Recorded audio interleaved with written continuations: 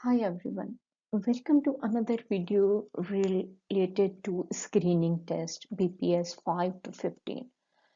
आज हम जो पेपर सॉल्व करने जा रहे हैं वो मैट्रिकुलेशन कैटेगरी से ताल्लुक़ रखता है और हम सॉल्व करेंगे पार्ट 1 इंग्लिश। इसके टोटल क्वेश्चंस 40 हैं, लेकिन जो सेगमेंट इसमें दिए गए हैं सैम्पल पेपर में, उनके एक दो सवाल दिए गए हैं हर सेगमेंट के, ताकि आपको अंडरस्टैंडिंग हो कि पेपर किस तरह आ सकता है। तो पहला जो सेगमेंट है वो है रीडिंग एंड कॉम्प्रिहेंशन। इसमें इंस्ट्रक्शन दी गई है, read the following passage carefully and answer the question from 1 to 2 said below. पहले आपके पास पैराग्राफ है इस इंस्ट्रक्शन के बाद, उसके बाद नीचे दो सवाल दिए गए हैं और हर सवाल के लिए 4 ऑप्शंस दिए गए हैं जिनमें से आपको चुनना है। यहाँ मैं आपको ये बताती चलूं कि जो वर्ड्स हैं वो ऑलरेडी क्वेश्चंस में जो सवाल पूछे गए हैं वो वर्ड ऑलरेडी इस टेक्स्ट में अंडरलाइन किए गए हैं, जैसे नेशंस और ऑब्जेक्टिव। तो पहले हम इस टेक्स्ट को पढ़ लें, पैराग्राफ को। The United Nations came into being in April 1954 after the second world war that ended in the spring of 1945। The war had brought misery to all the world. Millions of people had been killed and made homeless. Millions of people suffered from hunger, poverty, disease, social, economical, political, and other problems. The nations of the world wanted peace, happiness, justice, and end to the war. With these objectives in mind, the nations of the world formed the United Nations with the headquarters at New York. अब ये paragraph है। आगे हमारे पास दो सवाल हैं। अब हम सवाल पढ़ते हैं। The nations of the world wanted peace. Nations in the sentence means, आपके पास ऑप्शंस हैं। Option A people, B peoples, C peoples, D man. अब हमें किस तरह पता चले कि सही ऑप्शन कौन सा है? ऑप्शन सी और ऑप्शन डी, इन दोनों को बिल्कुल ही एलिमिनेट कर दें, क्योंकि सी का मतलब है पीपल्स, इसका मतलब है स्टूडेंट्स, और डी का मतलब है मर्द। तो यहाँ हमारा मकसद ये नहीं है, इसलिए हम इन दोनों को एलिमिनेट करते हैं। अब हम आते हैं यहाँ, ये क्वेश्चन सॉल्व करते करते हम कोशिश करेंगे कि हम इस तरह की चीज़ों पर भी बात करें जिससे आपका माइंड जो है वो आउट ऑफ द बॉक्स सोचे और चीज़ों को आपकी क्रिटिकल स्किल्स काम करना शुरू करें और आप चीज़ों को एक नए जाविये से देखें। अब जैसे कि पीपल और ऑप्शन बी जो है वो पीपल्स है, यानी इस तरह लग रहा है जैसे ये सिंगुलर और प्लूरल है। अब एक बात मैं ये आपको बताऊं कि अगर हम पैराग्राफ में ऊपर जाएं, मैंने इसीलिए वर्ड प्यूपल उसे मैंने रेड किया है ताकि आपको नजर आए इजीली। पहले हम सेंटेंस पढ़ी, millions of people had been killed and made homeless. दूसरा सेंटेंस है millions of people suffered from hunger, poverty, disease, social and so on. यहाँ इन लोगों ने कौन सा वर्ड यूज किया है? सिंगुलर यूज किया है, प्यूपल।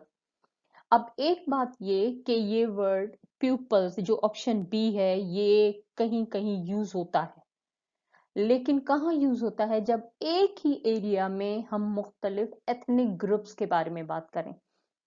आप कहीं भी देखें ये वर्ड प्यूपल ही यूज होगा, लेकिन पाकिस्तानी पीपल पार्टी के नाम में ये एस के साथ यूज होता है। उसकी वजह ये है कि people party claiming about the all provinces. अब एक ही जुग्राफिया लेकिन हर एथनिक ग्रुप। तो ट्राई टू अंडरस्टैंड दिस कि आपका सही ऑप्शन है option A people. Next question है, with this objective in mind. Objective in the text means option A thoughts, option B goals, option C idea, option D aims. अगर आप AIIMS का objectives का मतलब समझें तो इसका मतलब है मकासद, और मकासद को अगर आप सिनोनिम ढूंढें उसका, तो आपको नजर आएगा कॉन्टेक्सचुअल जो मीनिंग उसकी ढूंढे वो आपको नजर आएगा गोल्स। अब ऊपर जाकर आप सेंटेंस पढ़ें, द ऑब्जेक्टिव्स इन माइंड, यानी अपने दिमाग में मकासद रखते हुए goal. Option B is right. Let's see another segment, it is about the vocabulary. और विकेबलरी में आते हैं सिनोनिम्स और एंटोनिम्स। पहले हम ये देखते हैं कि इंस्ट्रक्शन क्या दी गई है। Meaning of synonyms and antonyms are based on their contextual meaning. Contextual meaning कहते हैं कि किस तरीके से उस इबारत में, उस टेक्स्ट में, उस पैराग्राफ में यूज किया गया है वर्ड। अब सिनोनिम्स जो होंगे वो भी 5 होंगे, लेकिन as an example they have given only 1 question कि किस तरह आएगा, उसके ऑप्शन किस तरह होंगे और क्या होगा। क्वेश्चन है, the problem requires urgent attention. अब यहाँ वर्ड अर्जेंट अंडरलाइन हुआ है और इसी का हमने सिनोनिम देखना है कि which one is the right number, right answer for that. Option A right है, प्रेसिंग। प्रेसिंग का मतलब होता है कोई ऐसी चीज जो आपको यानी कि आपको तंग कर रही हो। अगर आप वर्ड अर्जेंट को थोड़ा विजुलाइज करने की कोशिश करें तो आपको खुद ही समझ में आएगा। हम कहते हैं ना ये फला चीज अर्जेंट है, यानी ऐसी है जिसे आप जान नहीं छुड़ा सकते। आपने, इट इज नॉट कंफर्टेबल, कोई ऐसी चीज नहीं है जो आपको सुकून दे रही है, तो यहाँ हम important, close, much, we are not going to consider them. Next segment है antonym. Again, it carries 5 marks, 5 questions, but here we have only one example that can actually tell you that how you can approach this type of questions. Money is not essential to happiness. खुशी के लिए पैसा जरूरी नहीं होता। अब एक बात याद रखें कि एंटोनिम्स जो हैं वो कई तरीकों से बनते हैं। कभी ऐसे होता है कि सफिक्स लगता है, कभी एग्जैक्टली एक डिफरेंट वर्ड आ जाता है। यहाँ हमारे पास ऑप्शन ए ऑप्शन बी दोनों करेक्ट हो सकते हैं, लेकिन क्योंकि इसेंशियल का antonym with prefix in essential मौजूद है, इसलिए हम इसे टच करेंगे। यहाँ मैं आपसे एक रिक्वेस्ट करना चाहूंगी कि जब कोशिश करें कि ज्यादा से ज्यादा चीजें पढ़ें, खास तौर पे ये पढ़ें कि how to convert antonym to synonym, और किस तरीके से वर्ड्स जो हैं वो आप उनके एंटोनिम्स देखते हैं या सिनोनिम्स देखते हैं। कभी कभी सिर्फ एक छोटा सा वर्ड शुरू में लगा देने से वर्ड बिल्कुल डिफरेंट हो जाता है। Next segment is spelling check. 5 marks होंगे, 5 क्वेश्चंस होंगे। यहाँ हमारे पास एक है exemplary. Find the correctly spelled word. Word है, ऑप्शन ए है डेलिनिएट, डेलिनिएट, डेलिनिएट, डेलिनिएट। अब इसमें से आपने राइट ऑप्शन चुनना है। राइट ऑप्शन है B, DELINEATE, delineate. Here we have error detections. 5 questions, 5 marks. Detect the error in the following sentence. Water is not perfect potable.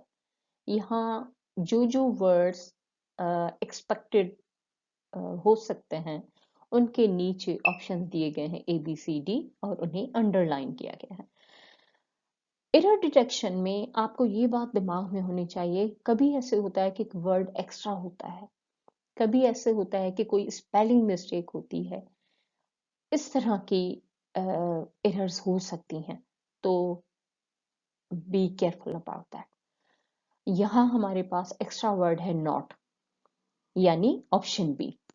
Next question है preposition, about preposition. We spend the whole holidays dash beach.